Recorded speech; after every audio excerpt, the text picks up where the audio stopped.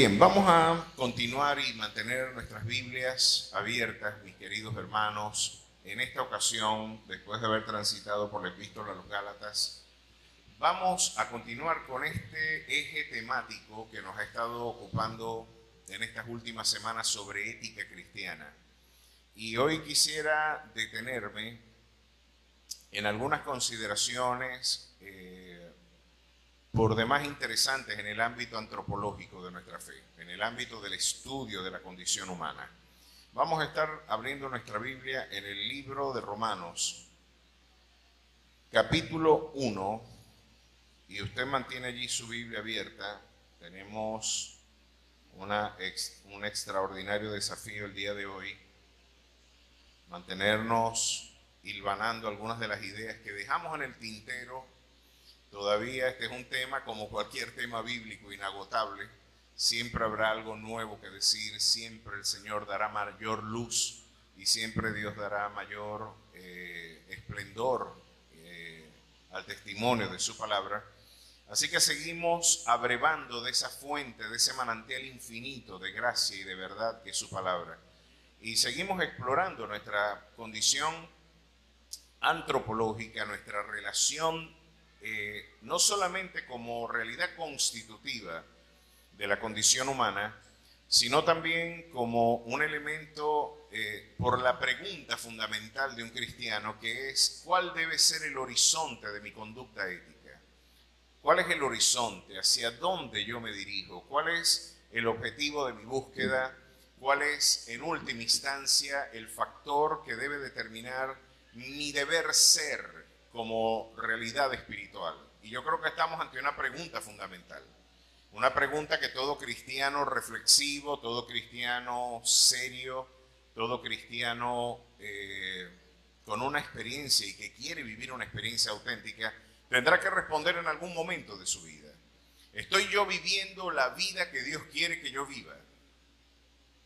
¿Estoy yo viviendo como proyecto de vida? ¿Es mi proyecto el proyecto de Dios? ¿Son mis ideas las ideas de Dios? ¿Son mis pensamientos y mis caminos los caminos y pensamientos de Dios? Tenemos una pregunta, porque una de las inquietudes fundamentales de la búsqueda espiritual del creyente es por la voluntad de Dios. ¿Cuántos anhelan hacer esa voluntad? Todos aquí de manera sincera queremos conocer la voluntad de Dios, no solamente como un ejercicio intelectual y especulativo, porque ya de por sí venimos de una cultura en donde la exaltación del conocimiento, en la cultura griega, el conocimiento per se ya era un elemento de virtud, pero en el cristianismo el conocer estas realidades de alguna manera no agota el esplendor de la virtud, porque no basta con yo entender algunas cosas, yo necesito ejercitar y vivir esas realidades. Yo necesito hacerlas carne y hueso en mi vida. No tenemos una actitud eminentemente contemplativa. Queremos vivir una vida auténtica, una vida de plenitud, una vida monolítica, de un solo rostro. No querer vivir una vida en la iglesia y una vida en la calle. No tener que encubrir algunos prejuicios y algunos pensamientos en la vida íntima y tener que vivir en la vida pública una realidad distinta. Esa suerte de trastorno esquizoide, por supuesto, no solamente debilita su fe, debilita la visión social e institucional que el Evangelio puede brindar como testimonio de proclamación en la historia. Esto fue lo que dijo Mahatma Gandhi en un momento, el hinduista quizás más célebre del mundo contemporáneo. En una ocasión llegó a afirmar, porque para nuestra vergüenza, Gandhi logró la emancipación de Inglaterra sin disparar un solo fusil, con la violencia no violenta. La revolución en este caso fue una revolución de resistencia no solo contracultural, sino de resistencia no violenta ante la opresión imperial británica. No devolver mal por mal. Vamos a ofrecer incluso nuestras vidas vamos a ejercitar el sermón del monte. Y cuando se le preguntó a Gandhi cuál es el origen de este planteamiento que tiene una tremenda instrumentalización política, Él dijo, bueno, me resulta curioso que los cristianos me pregunten esto a mí. En realidad, las ideas de la violencia no violenta, yo las he inspirado, yo las he abrevado del Sermón del Monte, del Evangelio. Luego Martin Luther King abraza la misma tesis con equivalentes implicaciones políticas y sociológicas también. Sin embargo, el mismo Gandhi dijo en su momento, mi problema no es con Cristo, mi problema es con los cristianos. La vida de doblez, la vida inconsistente es un problema. Y alguien podría decir, bueno, pastor, parece que es inevitable ese problema después de lo que usted dijo en las semanas anteriores. Usted nos dijo que hay dos naturalezas batallando en nuestros miembros. Hay una batalla campal de dos naturalezas de forma irreductible, en un dualismo antropológico irreductible, en donde cual centauro ontológico, usted tiene un aspecto celestial en su vida espiritual y personal, pero tiene un aspecto también terrenal y animal en su conducta humana también. Esta suerte de doble naturaleza que batalla en nuestros miembros para no hacer lo que queremos, pareciera ser la respuesta frente también a esta dislocada visión del Evangelio, donde tenemos la proclamación de algunas verdades y la historia de la iglesia llena de delitos, llenas de simonía, llena de violencia, la Inquisición, la guerra de los 30 años, y pare de contar el conjunto y la guerra, porque muchas de las guerras de Europa después del siglo XVI tuvieron un origen religioso. Podríamos decir que aún la guerra de los 100 años tuvo algunas connotaciones interesantes en este término. Sin embargo, hoy queremos responder nosotros a esa pregunta de manera muy personal. Nosotros tenemos que dar razón por nosotros. ¿Cómo puedo vivir una vida coherente? ¿Y cuál es la razón del deterioro moral de la condición humana? ¿Cuál es el horizonte de nuestra búsqueda? ¿Cómo organizar nuestra vida interior? Una pregunta fundamental también para nuestra búsqueda espiritual. Y yo les voy a invitar a que abramos nuestra Biblia en Romanos 1:19. Vamos a empezar por allí.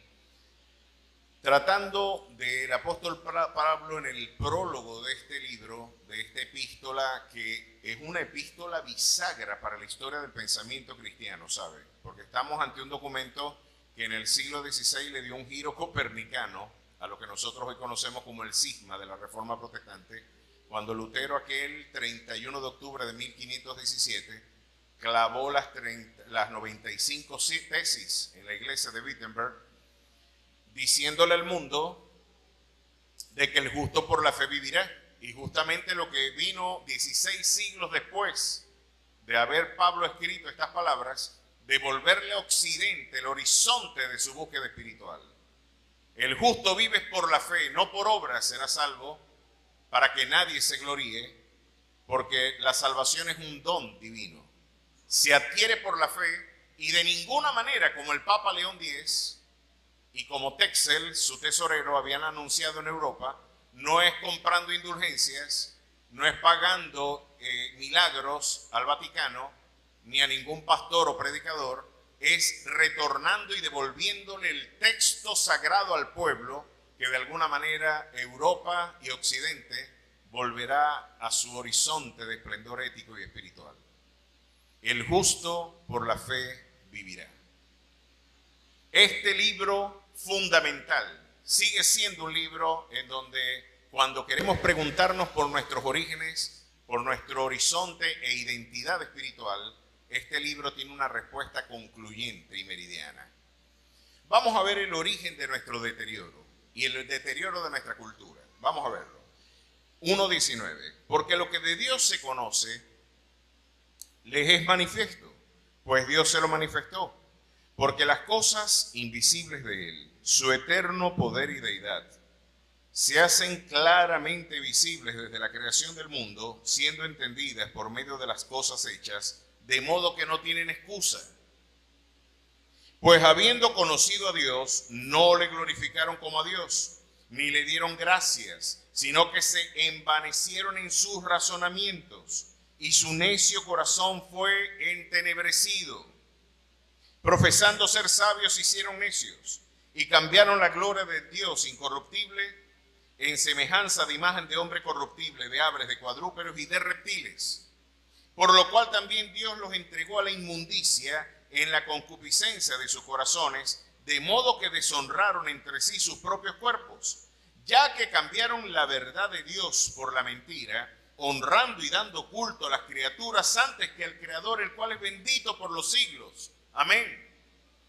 Por esto Dios los entregó, miren el aspecto genitivo, ¿no? Por este origen. Este es el origen de la corrupción y aún de la desviación sexual, diría el apóstol Pablo, de cómo se instituyen algunas prácticas sociales. Ya veremos las implicaciones sociológicas de divorciarse de Dios. Aquí va una de ellas. Por esto Dios los entregó a pasiones vergonzosas, pues aún sus mujeres cambiaron el uso natural por el que es contra naturaleza. De igual modo, también los hombres, dejando el uso natural de la mujer, se encendieron en su lascivia unos con otros, cometiendo hechos vergonzosos hombres con hombres y recibiendo en sí mismo la retribución debida a su extravío. Y como ellos no aprobaron tener en cuenta a Dios, Dios los entregó a una mente reprobada para hacer cosas que no convienen, estando atestados de toda injusticia, fornicación, perversidad, avaricia, maldad, llenos de envidia, homicidios, contiendas, engaños y malignidades, murmuradores, detractores, aborrecedores de Dios, injuriosos, soberbios, altivos, inventores de males, desobedientes a los padres, necios, desleales, sin afecto natural, implacables, sin misericordia, quienes, habiendo entendido el juicio de Dios, que los que practican tales cosas son dignos de muerte, no solo las hacen, sino que también se complacen con los que las practican. Palabra de Dios, te alabamos, Señor. Aquí tenemos estas palabras, ya de por sí son un ensayo formidable de sociología cristiana. Y a mí particularmente la sociología me apasiona profundamente, quizás de las actividades humanísticas y de las actividades de las ciencias sociales y humanas, quizás una de las que mayor interés revisten para mí es la sociología. Quizás también por mis intereses políticos, porque la política bien entendida es una actividad formidable también. Las ciencias políticas, como bien lo diría Aristóteles, es la ética aplicada a la consecución del bien común. Y yo creo que no debería ser una mala palabra, esto lo digo por las nuevas generaciones y por los jóvenes, a pesar de que hemos visto profundos deterioros en la dimensión ética de aquellos que ejercitan el poder, no debemos pensar con menoscabo de que la actividad de la administración pública tiene que ser interpretada como algo pecaminoso per se. Yo creo que, al contrario, no es que debemos dejar de pensar en la actividad pública, es que necesitamos los mejores hombres interesados de este tema. Como lo diría Hannah Arendt, el tema político y económico es un tema muy serio para dejárselo a los políticos. Es un tema muy serio para dejárselo solamente a ellos. Sin embargo, sociológicamente tenemos preguntas. ¿Por qué las sociedades se comportan de tal forma? ¿Por qué no otras de otra? Es una pregunta interesantísima. A mí por lo menos me resulta fascinante ver prácticas sociales que resultan inquietantes y aún pueden ser hasta humorísticas, ¿no? Hay una tribu en el África donde los hombres se consideran más hermosos mientras más barrigones son. Y yo le decía a mi esposa, yo no es que estoy feo, es que estoy en la tribu equivocada. En verdad se meten en unas terapias de suero de leche con carbohidratos y cuando sale el barrigón más barrigón es el galán, Brad Pitt de la tribu. Lo mismo sucede con algunas mujeres. Algunas tienen que engordarlas de esa manera y las frotan después con algunos aceites y bálsamos, quedan lucias como un Toronto. Y el hombre cuando va de gancho para el altar, va el hombre más feliz del mundo con su redondita. Él dice, esto es lo más bello que hay, Pobrecitos en Occidente, que esa gente busca a la gente flaca. Esos no saben lo que se están perdiendo. Y uno puede decir, ¿es mejor o peor? No, es distinto. Es distinto. Yo, a pesar de que no soy un relativista ético, sí soy un relativista cultural. Luego explicaré eso. Porque yo tengo que asumir que muchas de mis prácticas no las asumió Pablo. Por ejemplo, predicar enflusado. Pablo no conoció el flu. De hecho, esto es una moda muy tardía, ¿sabe? Esto viene de la sociedad victoriana, ya pleno siglo XIX. Pero de alguna manera la forma de vestir nuestra, el corte de cabello nuestro, la manera en la que nosotros vestimos o comemos, tiene un anclaje muy profundamente vinculado a nuestras prácticas culturales y sociales. Esas cosas cambian. Sin embargo, los valores sí son firmes. Ya veremos esa diferencia más adelante. Sin embargo, aquí tenemos una respuesta ante una de las preguntas más inquietantes que la condición humana puede hacerse en su búsqueda espiritual. ¿Por qué el hombre se resiste a encontrarse con Dios? ¿Cuál es el origen de sociedades que están en abierta rebelión, de una rebelión explícita, ya de una manera clara y tácita, decir yo aborrezco a Dios? Y aquí el apóstol Pablo nos está dando unas pistas. Si usted fue lector reflexivo, recordará que el apóstol está diciendo que Dios hizo manifiesta y de manera evidente su existencia. ¿Cómo Dios ha hecho evidente su existencia? El apóstol Pablo diría por medio de las cosas hechas. Pues ya Aristóteles en el siglo IV de nuestra era, el preceptor de Alejandro Magno, en su física y en sus manuscritos relacionados a la investigación científica, ya Aristóteles decía que Dios era una necesidad cosmológica. Era un dato evidente, incontrovertible. De hecho, a Sócrates, algunos comentaristas dicen, se le invita a tomar la cicuta, es porque le dijo a la sociedad ateniense de que toda esa pandilla de dioses corruptos e inmorales no podían ser la divinidad auténtica. Dios tenía que ser uno y no podía parecerse a las divinidades a las que ellos le rendían culto. Pues eso hizo crujir los dientes de la comunidad ateniense y le impusieron la pena de muerte por corrupción a la juventud. Pero en el siglo IV antes de Cristo, ya hombres sin el resplandor del evangelio, quizás muchos hebreos, judíos en el exilio, habían hablado ya de las gloriosas verdades del Jehová del antiguo pacto, pero era una realidad intuitiva. No podemos negar la existencia de Dios. Y esto yo creo que se cae de a dedito, ¿verdad? Y yo creo que es algo bastante evidente. Hoy el ateísmo la está pasando bastante mal. Antes, en el siglo XIX, siglo XX, bastante entrado ya el siglo XX, era como que un gesto de soberbia intelectual hacerte ateo. O sea, eso te da estatus. Un intelectual cristiano, eso no existe. Un intelectual que cree en Dios. No, chicos, los intelectuales son ateos. Los hombres de ciencia son ateos. Al punto que muchos cristianos tienen la intuitiva y equivocada idea de que ciencia es equivalente a ateísmo. Si usted lo ve bien, muchos dicen, no, los científicos niegan a Dios. Los científicos no niegan a Dios. La ciencia mucho menos.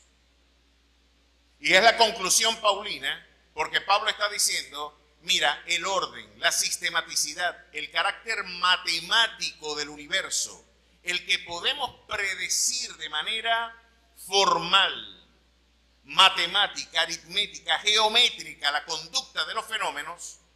Yo puedo modificar el clima, puedo tener equipos que modifican y pueden proyectar imágenes, puedo tener luz eléctrica, puedo tener transmisiones a distancia, es porque existe patrones regulares de conducta, tan regulares y uniformes que nosotros le llamamos leyes. O nosotros no, Dios las llamó leyes en el capítulo 31 de Jeremías. El universo no está gobernado por ánimas, ni por duendes, ni está gobernado por Satanás, a pesar de que puede estar involucrado en gran parte de la gestión social y cultural. El auténtico rey soberano de la historia es el Rey de Reyes y Señor de Señores. No tiene nada que ver con él. Él es el auténtico alfa y omega de la historia. Él es el auténtico Rey soberano, sin el cual de alguna manera ninguna circunstancia o vericueto histórico acontecería. Lo que Dios está diciendo, tú ves la complejidad armónica del universo. Si estuviéramos un poquito más cerca del Sol, unos grados más cerca, nos achicharramos. Si estuviera unos grados más lejitos, nos congelamos. Tenemos las proporciones exactas para que la vida tome expresión. Tenemos un universo que es tan predecible en términos de racionalidad, es tan uniforme la estructura fenomenológica del universo, que la puedo traducir en vocabulario formal y matemático, y lo que siempre les he recordado, Newton escribió más teología que física mecánica. Y no por casualidad, el 87% de los premios Nobel de ciencia o eran cristianos o eran judíos. Porque es solo bajo esta concepción que usted puede decir, el Dios del átomo es el Dios también de la Biblia. A su nombre sea la gloria. Porque los cielos cuentan la gloria de Dios. El firmamento anuncia la obra de sus manos. Parece un acto de necedad, de soberbia intelectual y aún de disociación psicótica. Desde una perspectiva paulina, chico, tú estás negando lo evidente.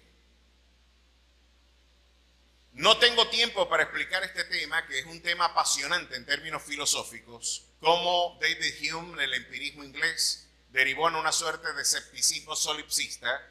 Luego Emmanuel Kant le da una síntesis a través de la fenomenología, de la crítica de la razón pura. Habla de una experiencia científica solamente arraigada al dato fenomenológico. La racionalidad está estrictamente relacionada al dato fáctico y positivo. No tengo tiempo para explicar esto, pero es interesante y les voy a dar una conclusión. Toda la discusión en Occidente, con los cerebros más brillantes que ha parido el mundo occidental, llegaron a esta conclusión. Para David Hume, llegar a la tesis del solipsismo irreductible que él proclamó, no solamente tuvo que echar fuera a Dios del universo del discurso, es que cuando desecharon a Dios, terminaron desechando la racionalidad misma. Porque el principio de causalidad que es desechado para negar la existencia de la divinidad y de la trascendencia es la única que puede dar razón de ser en términos metafísicos de las pautas regulares del comportamiento fenomenológico del universo. Tú puedes traducir en vocabulario matemático eso, es porque hay una racionalidad subyacente más allá del sujeto cognoscente. Palabras más o palabras menos para no dormirlos ustedes. Desechaste a Dios y te hiciste necio. Perdiste la razón, no solamente a Dios. Echaste fuera a Dios y perdiste la razón, te volviste loco. Lo que históricamente es innegable es que cuando el hombre divorció el discurso de la ciencia de Dios, terminó en las irracionales consecuencias del mundo contemporáneo, donde un hombre es una mujer es un hombre, un caballo es un hombre, yo puedo ser una cabra voladora. No hay principio de identidad, negamos el principio de contradicción. Nos encontramos ante un mundo irracional y aquí tenemos el bosquejo de por qué eso sucede. Habiendo conocido a Dios, no lo glorificaste, sino que te envaneciste en tus razonamientos y tu necio corazón fue entenebrecido y ahora le das culto a la criatura antes que al Creador, el cual es bendito por los siglos. El corazón, cuando se divorcia de Dios, como diría Chesterton, no es que ahora no cree en nada, es que ahora cree en cualquier cosa. Aquellos que se ufanaban en decir que no son cristianos, porque son muy intelectuales, terminaron abrazando ideas aberrantes. Terminaron en modelos políticos de auténtico genocidio sistemático con más de 100 millones de muertos. Aquellos que decían que la espiritualidad es alienante y enajenante, yo puedo decir que el cristianismo mal entendido es opresivo, pero el cristianismo bien entendido es la cosa más liberadora que ha conocido la historia de la humanidad, porque conoceréis la verdad y la verdad te hará libre. A su nombre sea la gloria. Ahora, miren lo que decía de manera brillante Chesterton. ¿No quieres conocer a Dios o afirmar su existencia? Te envaneciste en tus razonamientos, negaste la racionalidad que tiene origen divino y vas a terminar negando tu propia naturaleza. El que niega a Dios va a negar su naturaleza. Vas a perder el fundamento de tu identidad, se va a perder. No solamente te vas a hacer un irracional pecador, no solamente te vas a convertir en esa suerte de vergonzoso hombre que cambia el uso natural, sino que mira las consecuencias que vas a tener. Una de ellas, donde hay culto animal, siempre va a haber sacrificio humano, decía Chesterton. Va a emanar una espiritualidad tan alienante que tus formas de culto se van a traducir en formas corruptas de ejercicio político. El que se niega a adorar a Dios no va a dejar de adorar, va a adorar cualquier cosa. Y cuando se adora a la criatura y no al Creador, donde hay culto animal, va a haber sacrificio humano. Vas a tener una espiritualidad tan alienante que su praxis política se ejercitará fenomenológicamente en el homicidio y en el genocidio como forma política, como forma legítima de la praxis política. Vas a aniquilar y vas a matar en nombre de tu espiritualidad. Bueno, es interesante ver esto, ¿no? Ahora tenemos una razón de por qué es el origen del deterioro. Hay una muy buena pregunta y los viejitos de antes nos decían algo. Oye, ¿cuáles son las características? Parece que los tiempos de antes eran mejores que los de ahora. Usted no ha escuchado mucho esa expresión bastante conservadora y reaccionaria, ¿verdad? Sobre todo nuestros viejitos. Y es que la gente de ahora, los jóvenes de ahora, los muchachos de ahora son diferentes. Salomón decía que no hay sabiduría en decir eso. Nada nuevo hay debajo del sol. Pero no podemos negar que a pesar de la homogeneidad de la naturaleza humana, de que todas las generaciones han participado de la misma corrupta naturaleza, no podemos negar de que hay generaciones que tienen características distintivas. Y quizás el apóstol Pablo dice, mira, va a haber una crisis en el nivel ético muy profundo en los postreros tiempos. Quizás como en los tiempos de Sodoma y Gomorra, como en los tiempos de Noé, como en aquellos tiempos donde los hombres se casaban y se daban en casamiento, una manera, un hebraísmo para hablar de la forma laxa de vivir una vida intemperante, sin ningún tipo de restricción en la vida sexual. Así va a ser el característica de los hombres en los postreros tiempos, y parece que va a haber un recrudecimiento de los peores factores de la condición humana. Parece que van a tomar expresión antes del día de su venida. Así que no es que los demás fueron mejores, es que las condiciones sociológicas, espirituales, culturales y antropológicas parecieran converger de manera muy interesante en esta concurrencia profética. Vamos a tener este tipo de hombres como antesala al advenimiento del Mesías, a su retorno en gloria. Miren cuáles son las características. Capítulo 3 de Segunda de Timoteo. Segunda de Timoteo, capítulo 3. También debes saber esto. Parece que es un deber entenderlo. Y sobre todo los pastores, porque esta es una epístola pastoral. Le estamos tomando el pulso a la realidad social y espiritual de nuestro mundo. Y esto es muy bueno tenerlo como variable en consideración en nuestro ejercicio misionero.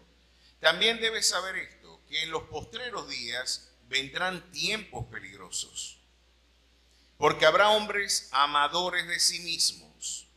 Esta es una expresión muy interesante del mundo de hoy, narcisistas. Y sabe que por ahí anda un conjunto de videos y de estupideces estoicas,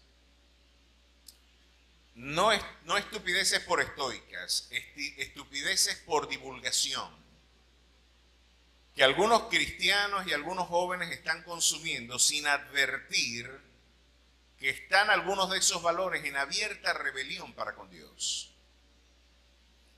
Y algunos muchachos tratando de buscar estímulos empresariales, estímulos de autoayuda, se están refugiando en alguna literatura y en algunos contenidos que lamentablemente los están llevando a una suerte de narcisismo egoísta, a una glorificación del egoísmo, a una glorificación del amor propio. Vamos a ver que si bien es saludable velar por nuestros intereses, no está bien que nosotros hagamos de nuestro yo el centro del universo. Esa va a ser una característica, como ya veremos, estos postreros tiempos. Lo interesante de lo que vamos a leer, hermanos, es que esto va a estar en la iglesia. Esto no estoy hablando solamente de un dato demográfico y sociológico más allá de los linderos de nuestra fe. Va a suceder en el seno de la fe. ¿Y cómo toma ese lugar, pastor? Ya veremos. Miren cómo toma. Amadores de sí mismos. Avaros. Amadores de los bienes y del dinero. Vanagloriosos. Soberbios. Blasfemios. Desobedientes a los padres. Ingratos. Impíos. Sin afecto natural. Caramba. Sin afecto natural. Implacables, calumniadores, intemperantes, crueles, aborrecedores de lo bueno, traidores, infatuados,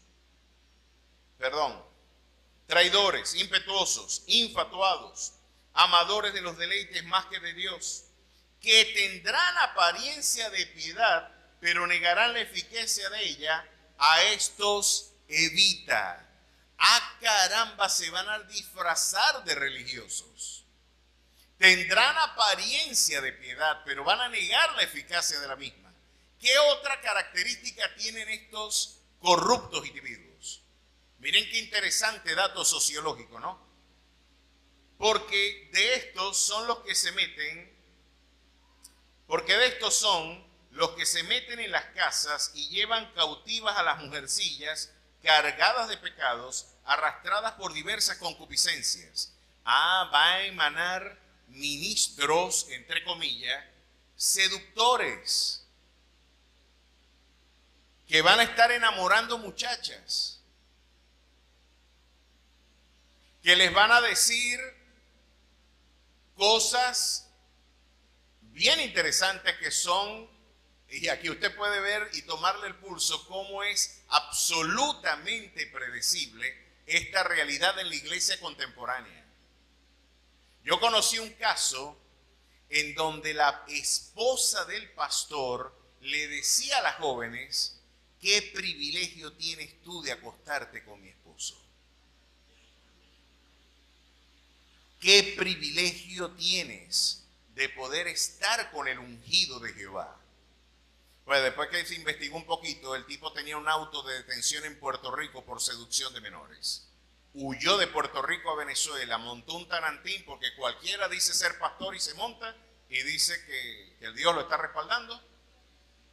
Y el Señor nos advierte y dice: pero si yo se los dije a ustedes. ¿Qué te extraña si un avaricioso predicador te está diciendo que yo vendo milagros? ¿Quién te dijo a ti que Jehová vende milagros? ¿Quién te dijo a ti que un pacto económico es el antecedente de un proyecto milagroso en tu vida? Eso lo habrás leído tú en el Bhagavad Gita, en el Corán, yo no sé dónde lo habrás leído. Pero en la Biblia eso no aparece. Y cuando viene el seductor de menores e incurre en esas transgresiones, ay, pero ¿cómo nos engañó? Te engañó, no. Tú, al igual que él, estaban siguiendo la misma agenda. Se amontonarán maestros conforme a sus concupiscencias, que les van a decir lo que quieren escuchar, no lo que Dios tiene que decir. Ya cuando esto acontece, es bastante tarde, y ya la gente tiene que ver con dolor cómo se fragmenta la piedad aparente de alguien que no vivió una experiencia transformadora auténtica. Ahora, ¿cómo esto sucede? Estas siempre están aprendiendo y nunca pueden llegar al conocimiento de la verdad. Y de la manera que James y Jambres resistieron a Moisés, así también estos resisten a la verdad. Hombres corruptos de entendimiento, reprobos en cuanto a la fe, mas no irán más adelante, porque su insensatez será manifiesta a todos, como también lo fue la de aquellos. Pero mire usted cuál debe ser el horizonte ético de su vida. Pero tú has seguido mi doctrina, conducta, propósito, fe, longanimidad, amor y paciencia. Persecuciones, padecimientos como las que me sobrevinieron en Antioquía, en Iconio, en Listra. En Listra casi no la cuenta porque le cayeron a piedras. Lo apedrearon y casi lo dejan muerto. Persecuciones que he sufrido, y de todas me ha librado Jehová. Y también todos los que quieren vivir piadosamente en Cristo Jesús padecerán persecución. ¿Sabe que un rasgo distintivo de estos corruptos sujetos es que le van a decir a usted que hay un evangelio donde no se sufre? Nosotros tenemos una onerosa tarea muy distinta que decirle al pueblo sin que se nos vacíen los auditorios. Tenemos una tremenda carga y un mensaje quizás poco popular como el de Jeremías en su momento. Decirle al pueblo que los que quieren vivir piadosamente padecerán persecución. Que nos ha sido concedido no solamente creer en Él, sino padecer por Él. Y que a través de muchas tribulaciones entraremos al reino de los cielos. Pero tenemos por esta mano esta información, pero en la otra mano la consoladora respuesta: muchas son las aflicciones del justo, pero de todas ellas nos librará Jehová. A su nombre sea la gloria. ¿Puede usted ver la diferencia de estos dos horizontes éticos?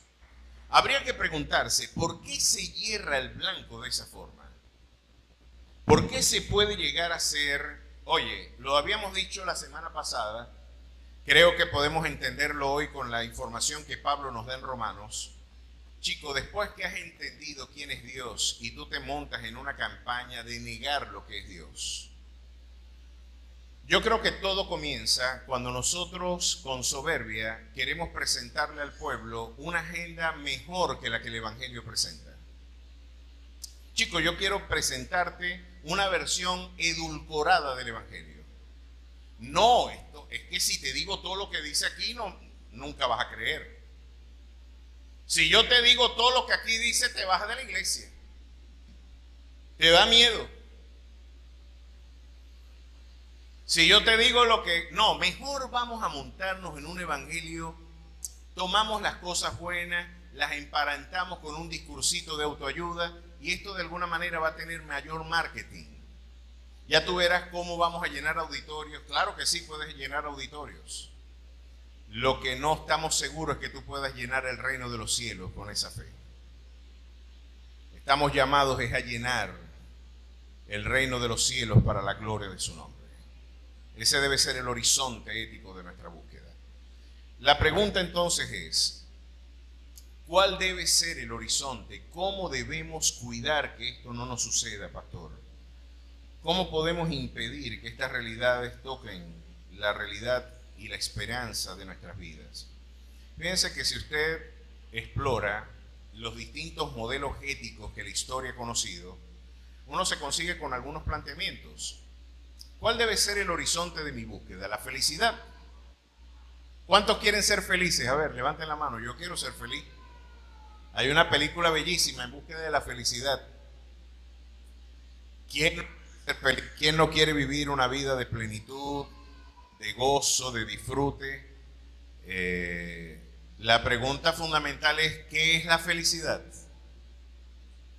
Y la felicidad la definió Aristóteles. Miren de qué manera la definió el Estagirita. Aristóteles definía la felicidad como la perfecta ejecución de la actividad que le es propia al hombre. ¿Cuál es la perfecta ejecución de la actividad propia al hombre? Él decía la racionalidad. Pues claro, es un intelectual quien está elaborando una ética. Para él la felicidad era hacerse más sabio. Era llegar a la consumación plena de sus potencialidades racionales. Ese es el proyecto ético de la cultura griega helenística. El logos en su mayor expresión. Yo seré feliz en la medida en que logre desarrollar mayores competencias racionales. Esa es mi naturaleza. La naturaleza racional es el elemento distintivo de la condición humana. Esa es la condición de felicidad última del hombre. Así lo definió Aristóteles. Pero por otra parte, los epicúreos decían, no, la felicidad en verdad es algo muy etéreo, parece que es un poco difícil de consagrar. ¿Cómo podemos ponernos de acuerdo en qué nos hace felices? El flautista dirá que la felicidad perfecta es la ejecución perfecta de la flauta. El pianista dirá que la felicidad es la ejecución perfecta del piano. Yo creo que podemos abarcar un mayor horizonte si decimos que el placer es el horizonte de la felicidad. A esa tesis se le conoce como hedonismo y es la tesis del mundo contemporáneo. ¿Qué es la felicidad? La búsqueda del placer. ¿Y cuántos placeres podemos nosotros consagrar? Desde el cultural hasta el sexual, desde el gastronómico hasta los placeres y los deleites propios del consumo, ¿verdad? De los deleites de la sociedad. Tenemos tantas formas en las que el placer puede tomar expresión. Y usted se preguntará, ¿el placer es pecaminoso, pastor? ¿Será que el placer es pecado per se? Yo creo que Dios diseñó el placer con un propósito. Y yo creo que el placer, lejos de ser un factor de deterioro, realmente Dios quiere que nosotros administremos el placer y no que el placer nos administre a nosotros. Después de todo, si usted se pone en último análisis, el placer sexual lo inventó Dios. No creo que me tengan que bajar del púlpito por haber dicho esto. Pero usted ve en el libro de Cantar de los Cantares, un libro consagrado a la poesía erótica, porque está clasificado así como poesía erótica oriental, y es un libro que si usted lo lee se sonroja, al punto que los rabinos ortodoxos impedían la lectura de ese libro a jóvenes menores de 30 años. No, se nos pueden alborotar los muchachos por las elevadas imágenes allí de seducción que dicen allí. Bueno, pero el Señor diría, es que el hombre debe recrearse en las caricias de la mujer de su juventud. y satisfacerle en todo tiempo sus caricias. Lo que el Señor está diciendo, un libro que está en pleno corazón de la Biblia, porque el que la abra casi en la mitad le sale Cantares. Está diciendo el lugar que el placer y el erotismo matrimonial en el seno del matrimonio, de la forma en la que Dios la instituyó, es legítimo y es por supuesto algo que Dios considera honroso. Honroso sea entre vosotros el matrimonio y el lecho sin mancilla. El placer no es pecaminoso per se.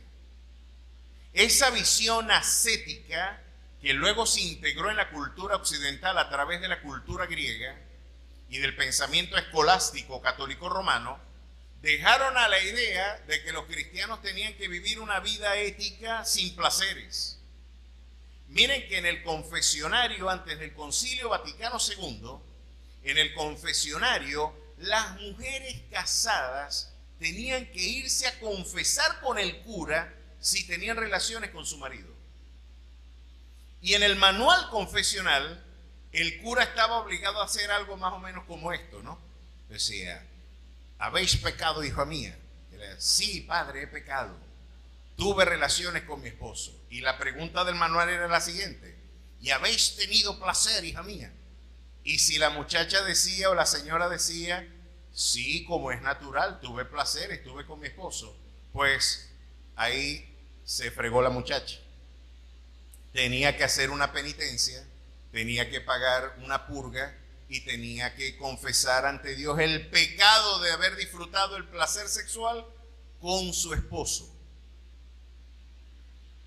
¿De dónde viene esa visión? ¿De dónde viene esa idea falsa de que el placer es pecaminoso? Eso no viene de la Biblia. Eso lo enseñó el Vaticano y muy por el contrario, el apóstol Pablo escribiendo a Timoteo más adelante dice, porque en los postreros tiempos algunos apostatarán de la fe, escuchando espíritus engañadores y doctrinas de demonios, los cuales teniendo cauterizada su conciencia, prohibirán casarse y mandarán abstenerse de alimentos, los cuales Dios creó para que por medio de ellos diésemos acción de gracias. Lo que el Señor está diciendo, yo hasta la comida la creé, no para tu golosa disposición, para que la gula tome expresión, no. Yo creé estos alimentos para que tú los disfrutes, para que con acción de gracias participes de ello, con una mayordomía racional. Pero el placer per se no es pecaminoso. Así que cuando usted puede y se come sus caraotas con paticas de cochino, y si usted va y se come su pescado frito con su arepa pelada y una buena ensalada, y dele gracias a Dios, bendito Dios, este sustento que haces afuera, vente para adentro. Y dele gloria a Dios porque Dios lo hizo también para nuestro disfrute. Qué interesante ver una espiritualidad sin esos arraigos y anclajes irracionales. Miren qué interesante, cuando el mundo puritano le devolvió la Biblia a la literatura por norteamericana, o más bien cuando el mundo puritano funda los Estados Unidos, mientras los cuáqueros, los puritanos, los presbiterianos y bautistas entendíamos que la vida marital no era pecaminosa, de alguna manera se estaba diciendo en otros lugares, generando falsas culpas y culpas neuróticas, la idea de que la participación del placer sexual, aún en el matrimonio, era pecaminoso. No. Esas cosas Dios las creó. Sin embargo, tenemos una buena pregunta que hacerle al placer. Y es la pregunta que Salomón hace en Eclesiastés. ¿Es el placer el horizonte último de la felicidad? No. El placer es efímero. El placer es cambiante. El placer está incluso subordinado a la voluptuosidad, al carácter efímero, voluble de nuestra respuesta aún fisiológica, que puede cambiar. Usted puede ufanarse de una tremenda salud hoy y el día de mañana no poder participar de algunos de estos placeres, Y usted podría preguntarse, pero ¿se agotó la posibilidad de yo vivir una vida plena? Si la felicidad ahora no es el eudemonismo aristotélico, ni el hedonismo epicúreo que hacía del placer el horizonte de la búsqueda de la felicidad, ¿será que yo debo vivir una vida donde la observancia de la ley por la ley misma, más allá de sus fines, debe ser el horizonte de mi búsqueda? El deber por el deber, sin esperar nada a cambio, o sin esperar ninguna respuesta o retribución. Esta fue la tesis de Immanuel Kant en su rigorismo ético. Y parece ser que es la observancia, al legalismo le encanta esta perspectiva, porque después de todo, algo es bueno no por el beneficio que traiga, sino por la acción misma del imperativo ético. Hay mucha virtud en esta tesis, pero nos está dejando ante un hombre que pareciera estar viviendo en una cúpula de cristal, sin interacción auténtica con su entorno, porque el que siembra también debe esperar recoger lo que ha sembrado. No es solamente el deber por el deber mismo, es que debe haber un horizonte de esperanza. Cuando usted siembra, usted espera también recoger lo que sembró. Con esperanza siembra el que ha sembrado. Nos encontramos que parece que estos tres planteamientos, y usted puede agregar aún el relativismo ético, y el relativismo ético le diría a usted hoy, lo bueno y lo malo depende de usted.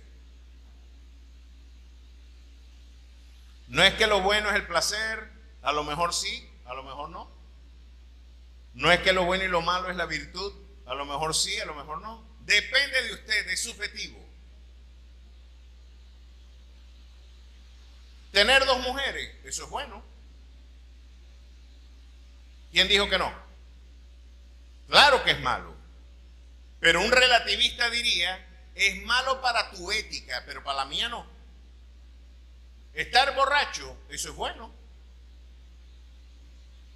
Consumir drogas, él diría, es malo para ti porque tú compartes algunos prejuicios y valores sociales del discurso hegemónico burgués que te ha apartado de una auténtica interpretación del placer en términos, pero la coca es indígena y puede participar. Esto es el discurso que de manera relativista hoy puede imponerse y que lamentablemente muchos han utilizado como instrumento para la manipulación política.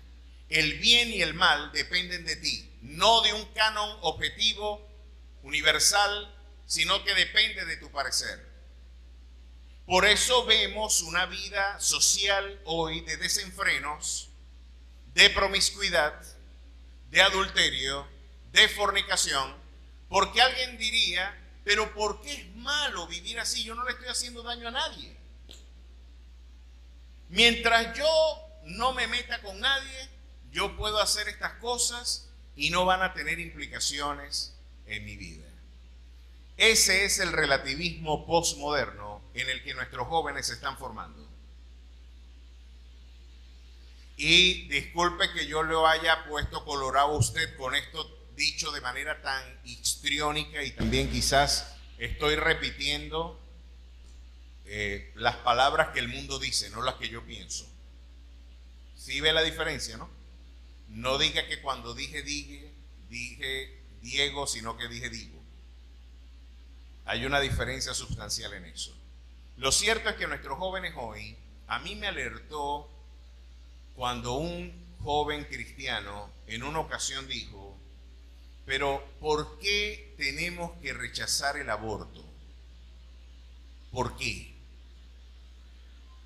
¿No será por prejuicios religiosos que nosotros no permitimos que las mujeres aborten? ¿Por qué es malo la homosexualidad?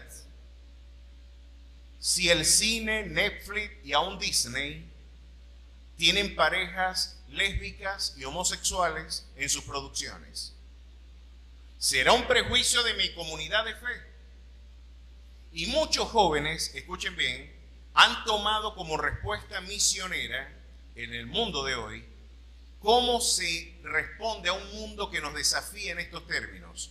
¿Cómo ha sido la respuesta de nuestros muchachos frente al desafío del relativismo ético? ¿Saben cómo ha respondido los millennials, la generación Z y gran parte de la experiencia milenial contemporánea? Han respondido de esta forma: yo voy a vivir una fe de manera personal, pero no se la voy a imponer a nadie. Yo no voy a decir que Jesucristo es el único camino al Padre, porque a pesar de que el pastor y la Biblia dicen de que yo soy el camino, la verdad y la vida y que nadie viene al Padre sino por mí, mi cultura me enseña de que esa es una perspectiva más. Esa es una alternativa más, ese es un camino alternativo, no es el único, dirían ellos.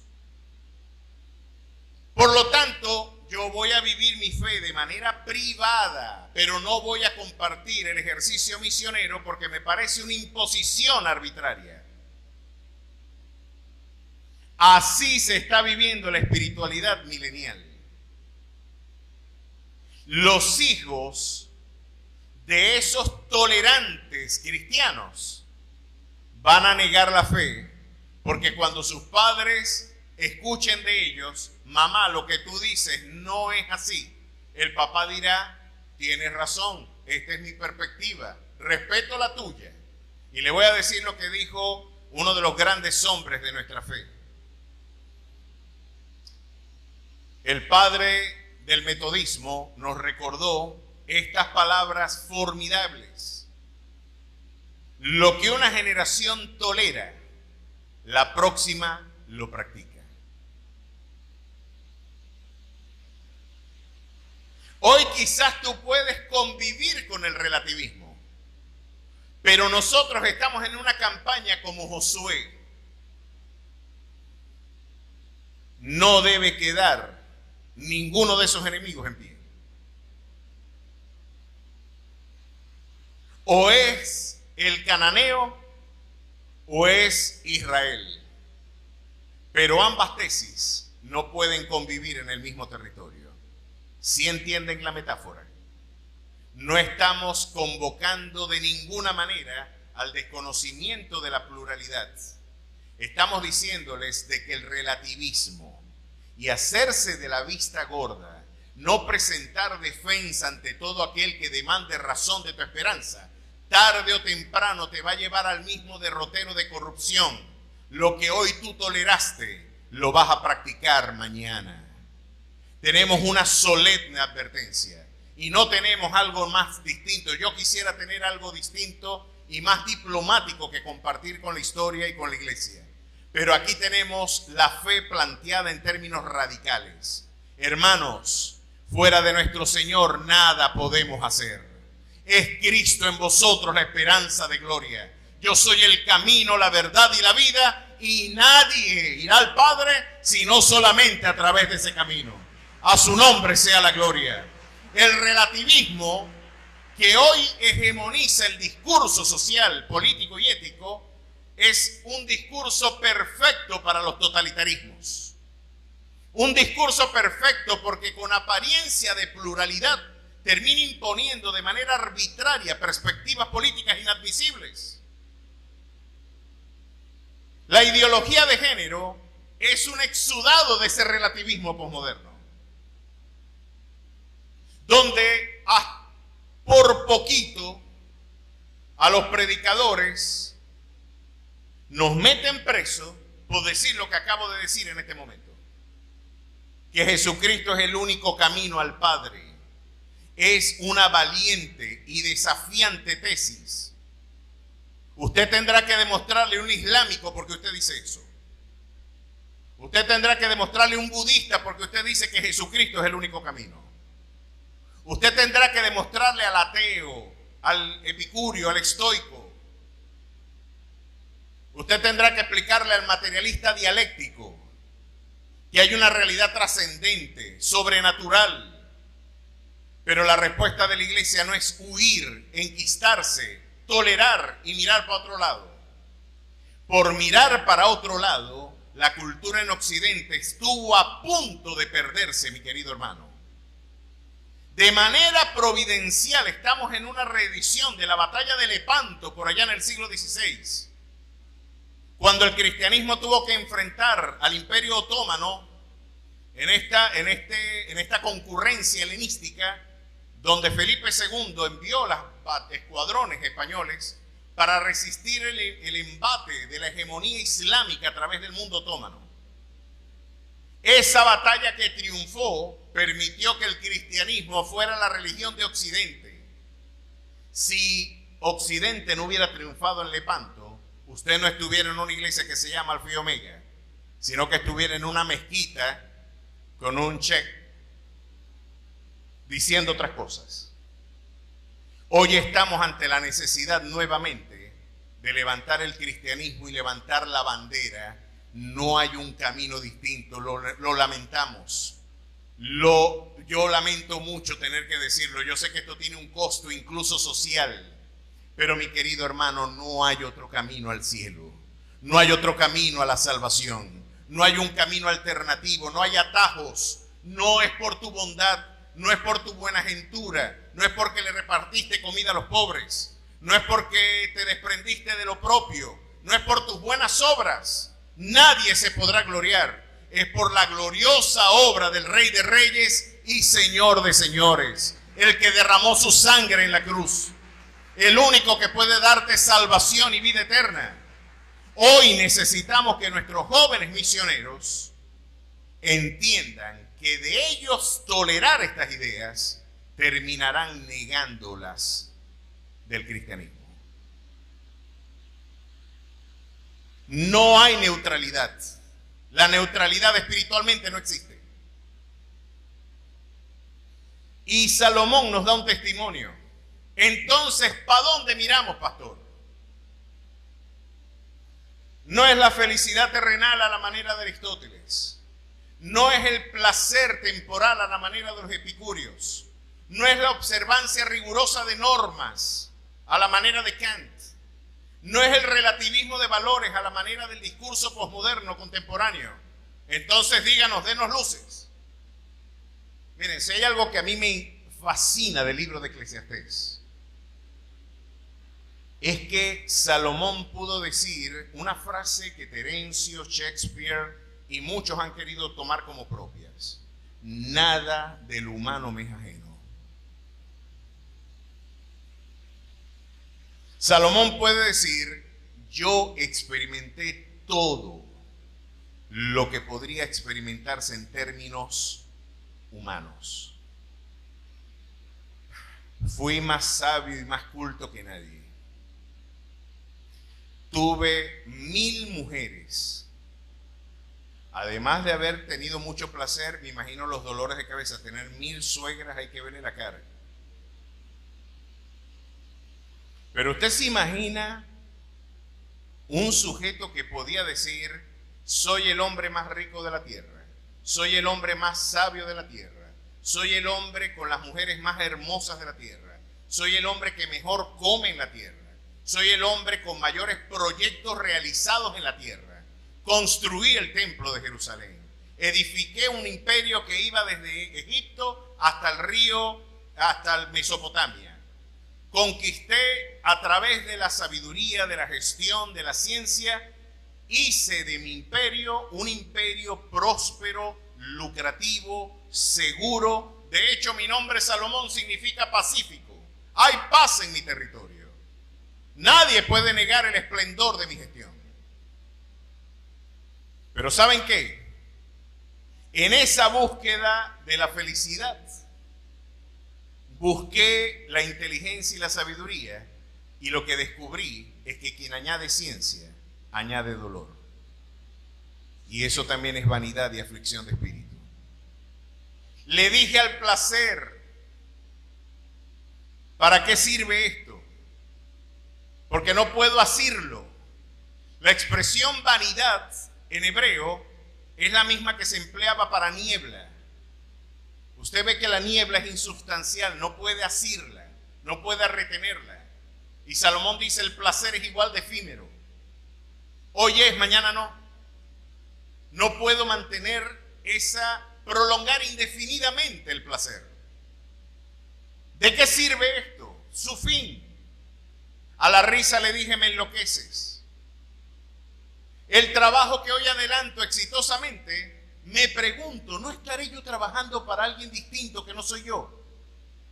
¿A dónde va a parar lo que yo estoy haciendo hoy? Quizás lo va a disfrutar alguien que no trabajó. Y se me va la vida pensando que voy a vivir 200 años y quizás muero mañana. Aquí Salomón entonces nos da una lección, una cátedra y nos dice, ¿cuál es entonces, en última instancia, ya para terminar, la respuesta concluyente a la búsqueda del hombre? Después de haber afrontado toda la experiencia humana, porque sabe que a usted no le podrán reprochar que es cristiano. Como alguien podría decirme, no, tú eres cristiano por ignorante. No tienes más alternativas. Dios es el bastón de los ignorantes. No tienes más alternativas que creer en eso porque no tienes una respuesta científica a otros desafíos. No. El cristianismo es la mejor respuesta frente a cualquier horizonte especulativo que el hombre pueda afrontar como desafío. Yo no soy cristiano a mi pesar o porque es lo único que me queda. Yo soy cristiano por razones providenciales de su llamado. Pero desde esta arena puedo decir que no hay una respuesta más integral, más satisfactoria a la condición humana. Y frente a esto, Salomón diría, todo es vanidad de vanidades. No importa lo esforzada de tu búsqueda terrenal por el bienestar y la felicidad, el fin de todo discurso oído es este: teme a Dios y guarda sus mandamientos, porque este es el todo del hombre. A su nombre sea la gloria. Dios, aquí es donde viene la propuesta cristiana. La felicidad humana, la felicidad del cristiano, solamente está escondida con Dios. Y aquí es donde nosotros tenemos que plantearnos y sincerar nuestra búsqueda. ¿Tú estás buscando a Dios como un instrumento para metas temporales y terrenales? ¿O Dios es el fin de tu búsqueda? ¿Tú estás viniendo a la iglesia porque tienes un problema económico o matrimonial o porque realmente te quieres encontrar con Él? ¿Es Él el comodín para tu crisis económica solamente o de salud? Como aquellos leprosos que le pidieron salud y ni siquiera luego se devolvieron a agradecerle. Estamos buscando a Dios porque, podría yo preguntarme como pastor, para dar el rostro de éxito ante la sociedad coreana, para decir que estoy haciendo lo correcto, o porque realmente amo al Dios al que proclamo. Pues yo lo amo con todo mi corazón.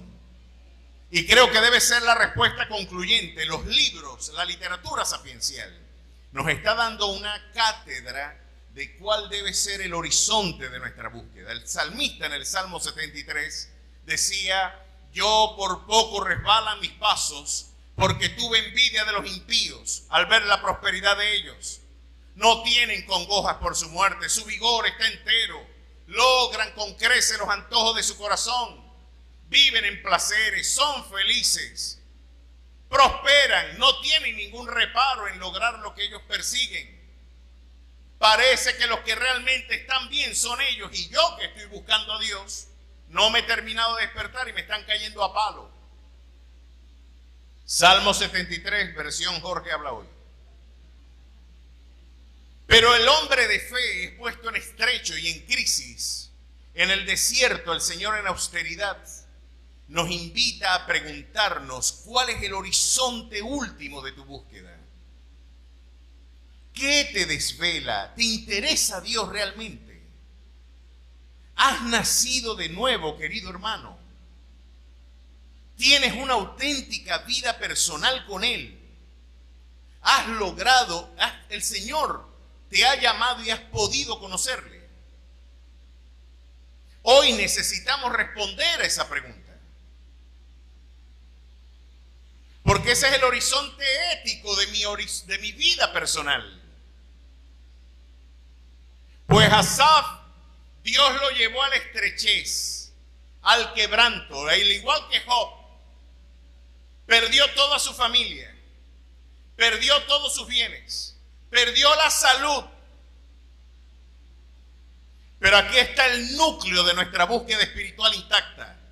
Desnudo salí del vientre de mi madre y desnudo volveré allá. Jehová dio, Jehová quitó, sea el nombre de Jehová bendito. A su nombre sea la gloria.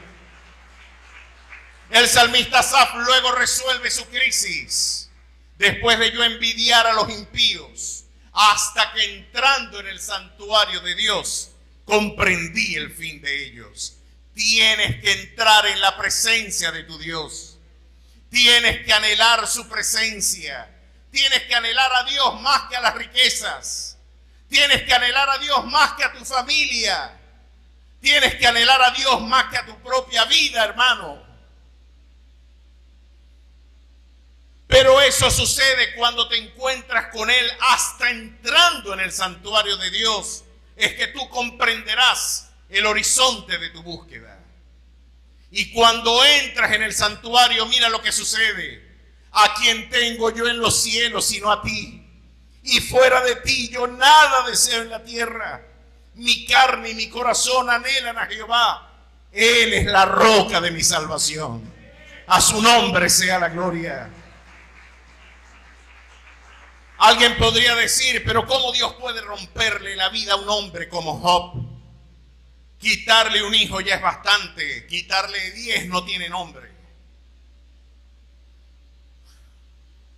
No te bastó con quitarle 10 muchachos, quitarle sus propiedades y también su salud, al punto que alguien diría, pero ¿qué forma de vida espiritual es esa? ¿Qué tipo de espiritualidad es la que usted me invita a vivir, pastor? Porque aquí tengo en un laboratorio espiritual, sociológico, cuál era el auténtico horizonte de la búsqueda del hombre de fe. Miren cómo encontró no en el placer, no en los bienes de este siglo, no en sus proyectos, ni tampoco en su salud. Porque la Escritura dice que gusanos salían de sus miembros, que se rascaba con un tiesto y aún su propio aliento era incómodo a su mujer. Su propia esposa, ya con quebrantos matrimoniales, le decía, todavía mantienes la vida, maldice a Dios y muérete. Donde él metía el rostro había dolor. Pero ¿cómo se emerge en un mundo donde el quebranto, el dolor y la aflicción parecen ser incluso una posibilidad fáctica, ineludible? Aquí es donde está la respuesta de Job. He aquí, aunque él me matare, en él esperaré. De oídas te había oído, mas ahora mis ojos te están viendo. A su nombre sea la gloria. Jesús les preguntaba a aquellos que le presumían seguir. Algunos le dieron la vuelta al mar de Galilea. Póngase usted en perspectiva qué popularidad la de ese muchacho. 33 años y el liderazgo espiritual del siglo I, se va al mundo detrás de él. No podemos detener la transición inevitable. Allí está Dios metido, es Dios humanado. ¿Cómo podemos detener este tsunami? Y el mundo institucional resentía el poder del maestro. Y yo me imagino la popularidad de un Jesús que le traen una lonchera, darle 5,000 hombres sin contar mujeres y niños, ponga 30,000 personas en un lugar. Quizás no hay un lugar en esta ciudad para darle comida a tanta gente, porque el estadio creo que mete 10,000 nada más, o 5,000. Yo me imagino ese Jesús y de repente lo siguieron, le dieron la vuelta. ¿Sabe qué es sabroso comer? ¿A cuánto les gusta comer aquí? No sea mentiroso, levante la mano. Los mentirosos no entrarán al reino de los cielos. ¿Y cuánto les gusta brindado? Muchacho, comer y brindado. Como dicen, ¿a quién no le va a gustar estar bien enamorado? Dormir en chinchorro ajeno con aire acondicionado y comer unas caraotas refritas con su quesito rallado. Hay placeres maravillosos que nada más los venezolanos entendemos. Dios bendiga a nuestra amada Venezuela. Y usted podría, en medio de todo eso, del horizonte de nuestra búsqueda, preguntarse y decir, ¿para dónde nos lleva Dios con toda esta crisis? Después de todo lo hemos seguido, nos ha llevado por distintos derroteros, nos dio comida y lo siguieron. Le dieron la vuelta al lago. Yo vengo de una ciudad de un lago y darle la vuelta a un lago, imagínense, al mar de Galilea. Le dieron, aquí estamos contigo, más pegados que cuñado y rico. Y Jesús les dijo, ustedes dicen que me quieren. Ustedes dicen que me quieren. ¿Saben por qué ustedes están aquí? Por el pan que perece. Pero tengo algo que decirles, mi cuerpo es verdadera comida y mi sangre es verdadera bebida. Y el que no participe de esto no tendrá vida eterna. Dura palabra es esta, y se fueron. Estos vinieron es porque les interesaba comer, no por mí. La crisis evidencia nuestra devoción. El desierto evidencia nuestras prioridades. Es en el rigor del quebranto donde se conoce realmente la naturaleza de tu fe y de tu esperanza. Pero gracias sean dadas a nuestro Dios que en ese contexto Jesús nos dejó esta cátedra. ¿Cuántos quieren ser felices? ¿Cuántos quieren vivir una vida plena? ¿Cuántos quieren ver a sus matrimonios reverdecer, fortalecer? ¿Cuántos quieren ver a sus hijos crecer? ¿Cuántos quieren prosperar? ¿Cuántos anhelan tener experiencias de plenitud y de disfrute? ¿Cuántos lo anhelan? Buscad el reino de Dios y su justicia, primeramente, y todo lo demás vendrá por añadidura, nos dice el Señor. Allí es donde está el horizonte de nuestra búsqueda. Y ahí es donde está, quizás, donde hemos perdido el blanco. Si usted evalúa su día, invito a los músicos que puedan pasar al frente. Su día a día es revelador de si este principio se está cumpliendo. ¿Cuánto tiempo invertiste en conversar con Dios? ¿Cuánto tiempo te robó tu preocupación por el mañana? ¿Y cuánto tu preocupación deshonró la promesa de que Dios cuida de ti? ¿Cuántos hoy podemos decir, realmente Jesús no fue lo primero que yo busqué? Él fue mi última salida, porque toqué la puerta del cielo, la puerta de la tierra y toqué la puerta de debajo de la tierra y no he tocado la puerta de Dios. Hoy quizás con lágrimas y decepción y con un inevitable cansancio, quizás hoy te encuentras afligido, confundido, y tiene razón de ser nuestra confusión. La insensatez del hombre tuerce su camino y luego contra Jehová se irrita su corazón. Hay razón para nuestra confusión. Dios no ha sido lo primero en nuestra vida. La pregunta ética, ¿por cuál es el horizonte de la perfectibilidad cristiana? Es encontrarme con Él. Tenemos que trabajar, tenemos que proveer y proteger a nuestra familia.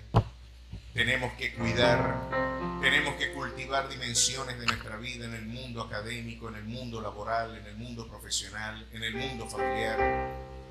Pero ese no es el horizonte último de tu búsqueda, querido hermano. Hoy lo que tú debes responder primeramente es: Dios, mi prioridad. ¿Qué tiempo he involucrado yo en priorizar a Dios en mi día a día? ¿Qué lugar tiene Él en mi búsqueda, en mi horizonte personal de fe?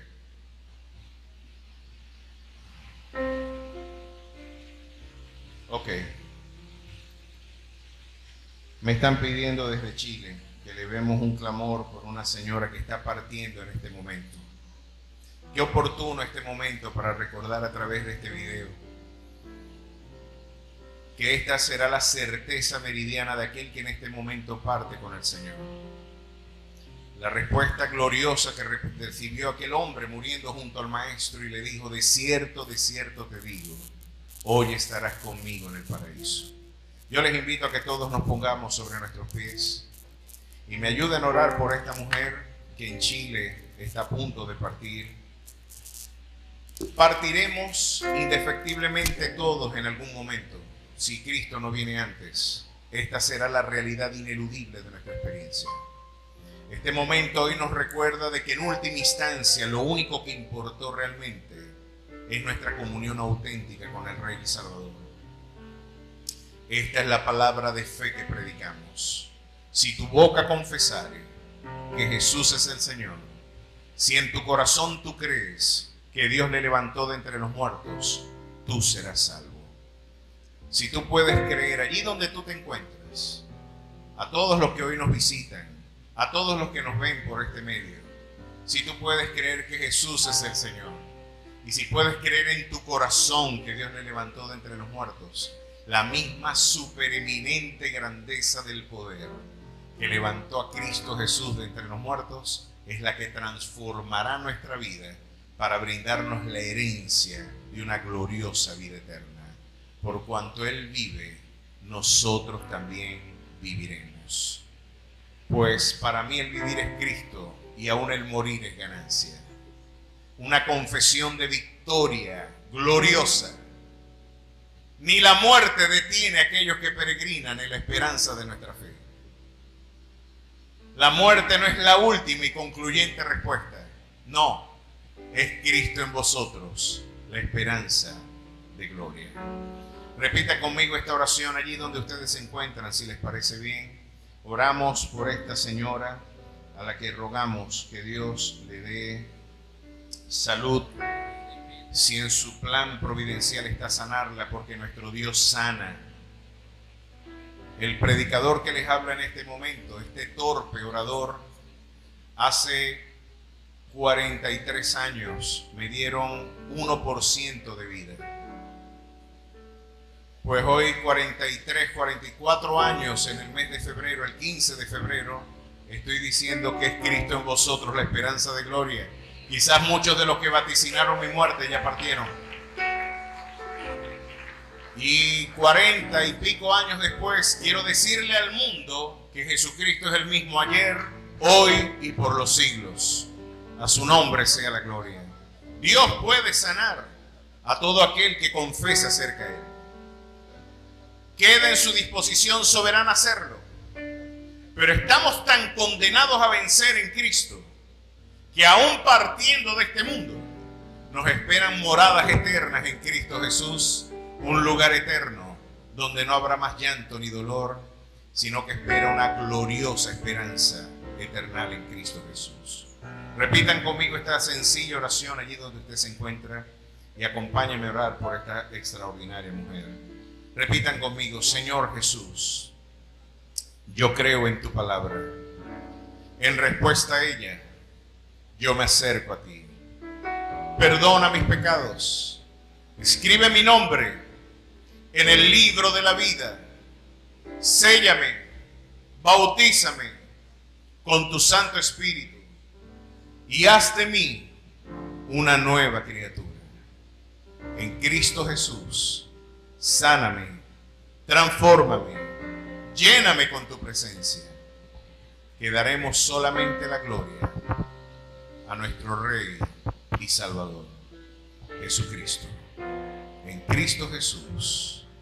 Amén y amén. Todos aquellos que a través de este medio o aún en este mismo lugar repitieron esta oración con convicción, si puedes creer que Él es el Señor y si puedes proclamar su señorío y creer que Dios le levantó de entre los muertos, nuestra absoluta y meridiana convicción es que la vida eterna es el regalo que Dios tiene para tu vida. Así que vamos a orar ahora sí por esta mujer y por todos aquellos que han repetido esta oración conmigo. Todos aquellos que por primera vez dijeron, sí, yo creo y quiero que Jesús sea el Señor de mi vida. Que yo quiero vivir una vida transformada, una vida renovada solamente para Él. Si ese es tu deseo, pidamos a nuestro Rey que se cumpla este glorioso propósito. Dios y Padre Celestial, gracias por tu presencia en este lugar. Gracias, oh Dios, porque tú eres el mismo ayer, hoy y por los siglos. Hoy damos gracias, Rey precioso, por tu virtud redentora. Porque por esos méritos, oh Dios, no solamente hemos sido salvos, hemos podido participar de esta gloriosa y eternal salvación.